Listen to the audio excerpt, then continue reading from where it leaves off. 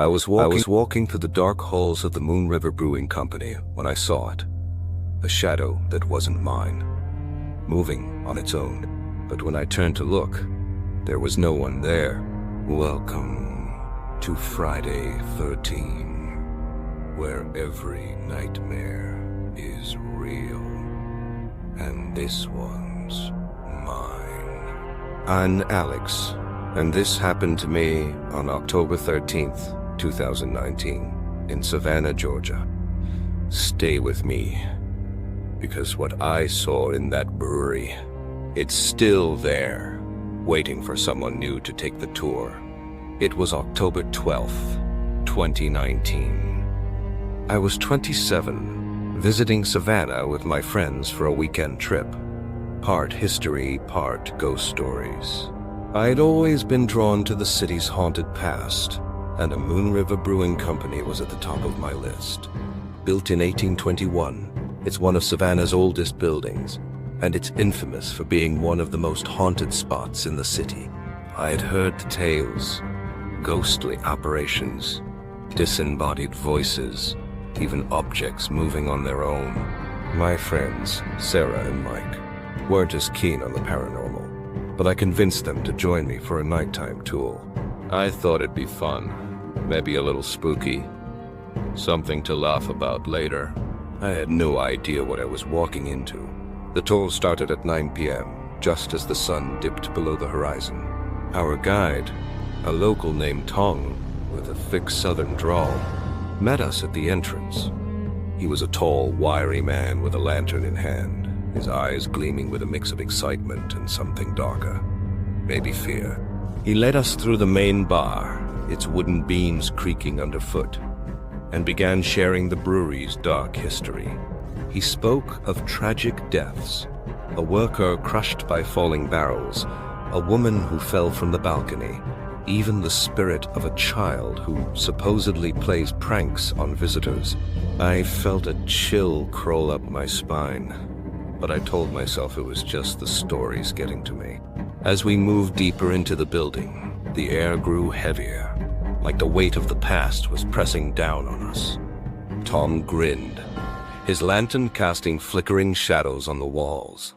"Ready to see the basement?" he asked. I nodded, but my gut screamed to turn back. The basement was like stepping into another world. Dark, damp, and unnervingly cold. The stone walls were slick with moisture, and the narrow corridors seemed to close in on us. Tom led us through the labyrinth, his voice echoing as he spoke of the spirits who haunted the space. He mentioned the ghost of a man named James, a former worker who died in a brawl, his spirit still lurking in the shadows. I was snapping photos, trying to capture the eerie atmosphere, when I saw it. A shadow, tall and thin, standing at the end of the hall. It wasn't mine. I froze, my breath catching in my throat. "Did you see that?" "Ah!" I whispered to Sarah, who was standing beside me. She shook her head, her eyes wide. I looked again. It was gone. My hand shook as I checked my camera. The photo was empty, just the dark hallway, but I knew what I'd seen. Have you ever felt like you weren't alone, even when you knew you were? That's when I noticed it. The air turned damp, sour, like something rotting in the walls. I looked up, and there it was again. The shadow, closer this time, its form sharpening with each flicker of my flashlight. It had eyes, black, hollow, staring right at me. My blood ran cold. I backed away, but it stepped closer, its mouth opening in a silent scream. I shouted, "What do you want?" The shadow vanished, but the whispers started, soft at first, then louder, overlapping voices hissing. "Leave, leave." I turned to the group, my voice shaking. "Did you hear that?" They stared at me, confused. They hadn't heard a thing. I was the only one. We moved to the upper floor, where the most violent spirits were said to dwell. The air was freezing, the smell of decay overwhelming, like something had died in the walls and been left to rot. I was setting up my voice recorder, trying to capture EVPs, when I heard it. Footsteps, slow and deliberate, coming from the next room. I called out, "Hello?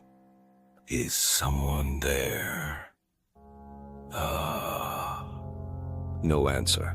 My heart pounded as I crept to the doorway, flashlight trembling in my hand. The room was empty. But the footsteps, they were behind me now, circling me, growing louder, closer. I spun around. Nothing. Then, a laugh. Low, guttural, like it was mocking me. My skin crawled. I shouted, "Who's there?" The laugh stopped, and the room fell silent. But the silence was worse. Have you ever heard something unexplainable in your house? That's when I saw it. A child's handprint on the wall, smudged and faint, like it had been there for decades. My blood ran cold. The brewery hadn't been a home in centuries. There were no children here. I showed the group. They went pale. Tom's face tightened, and he whispered, "That's new." We decided to leave, but as we turned toward the stairs, the door slammed shut with a deafening bang. The handle rattled violently, like something was trying to break through. Panic set in. I pounded on the door, shouting for help, my voice cracking. Then, the whisper started.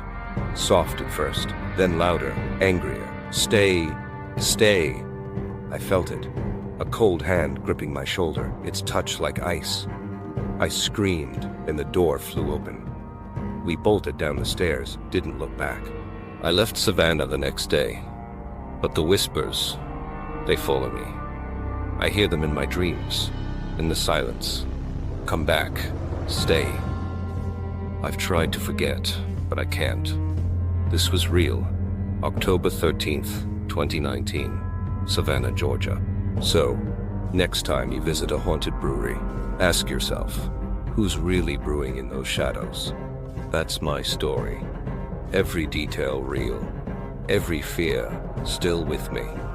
If you've experienced something unexplainable, drop it in the comments. I'll read every one. And if this terrified you, hit that like button, subscribe, and share your own true horror story in the comments. Or join our Discord server to share your true story. Link in the bio. We'll feature the scariest ones in our next video, and yours might be next. This is Friday 13, signing off.